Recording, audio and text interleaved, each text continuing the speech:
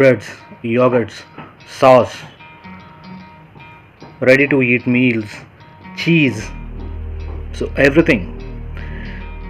Ask yourself a question: what is the shelf life of homemade cookies? 2 to 3 weeks max if those are kept outside the fridge. మరి packed foods months and years ఎలా ఉంటున్నాయి? ఉంటాయి, అవి చక్కగా ఉంటాయి. ఎందుకంటే నిల్వ ఉండడానికి కెమికల్స్ యూస్ చేస్తారు కాబట్టి. ఇది మనకు తెలుసు, కానీ మనం పెద్ద పట్టించుకోం. కానీ దానివల్ల జరిగే డ్యామేజ్, హెల్త్ ఇష్యూస్, క్యాన్సర్కి కారణాలు అయిపోతాయి.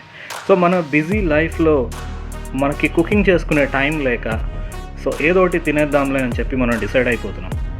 ఫ్రిడ్జ్లో దాచి మరుసటి రోజు వాటిని మైక్రోవేవ్ ఓవెన్లో హీట్ చేసుకుని మరీ తింటున్నాం. కానీ వాటి వల్ల జరిగే డ్యామేజ్ గురించి మనం ఆలోచించట్లేదు. ఈ హాట్ అండ్ మీల్స్ ఏవైతే ఉన్నాయో అవి నెలల తరబడి గోడౌన్స్లో స్టోర్ చేసి ఉంచుతున్నారు.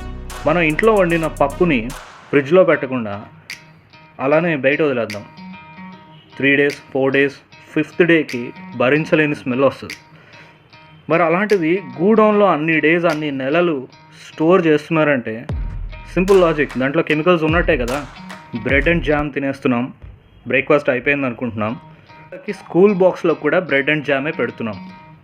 సో ఏం చేద్దాం? ఈ బిజీ వర్క్లో ప్రాపర్ కుకింగ్ అనేది చేసుకుందామా? మనకంత టైం ఉందా? లేదు. సో ఫస్ట్ మనం ఈ ప్యాకేజ్డ్ ఫుడ్ ఇంటేక్ ఏదైతే ఉందో దాన్ని తగ్గిద్దాం. ఫుడ్ కలర్లో అక్రిలమైడ్ అనే కెమికల్ ఉంటుంది, దట్ కాజెస్ క్యాన్సర్. ఇంకా ఏ ఐటమ్స్లో ఫుడ్ కలర్ ఉంటుంది? కేక్స్, బ్రెడ్స్, కలర్ఫుల్గా కనిపించే ఏదైనా సరే, బిస్కెట్స్. సో మీరు బిస్కెట్స్ చూడండి, వాటికి న్యాచురల్గా ఆ డార్క్ కలర్ అనేది వస్తుంది అనుకుంటున్నారా? నో. డిఫరెంట్ కలర్స్తో క్రీమ్స్ అనేది ఎలా వస్తుంది? కిచెన్లో ఉన్న అన్ని ప్యాకేజ్డ్ ఐటమ్స్ని విసిరేయండి అని అనడం లేదు.